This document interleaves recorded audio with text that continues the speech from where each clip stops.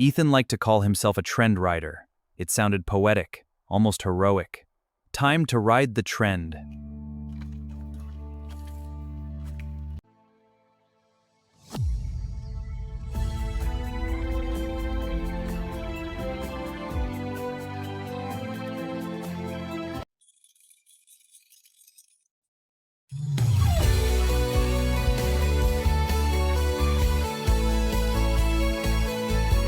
Confidence turned into certainty. Certainty turned into arrogance. Look at these profits. I'm unstoppable.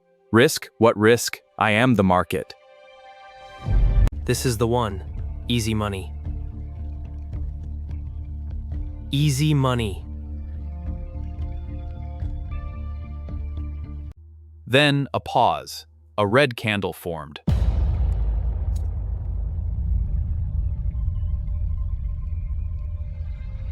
The market reversed sharply, faster than anything he'd seen before.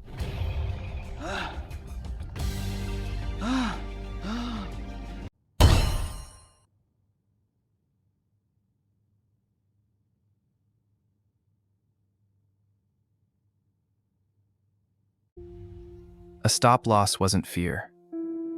It was respect.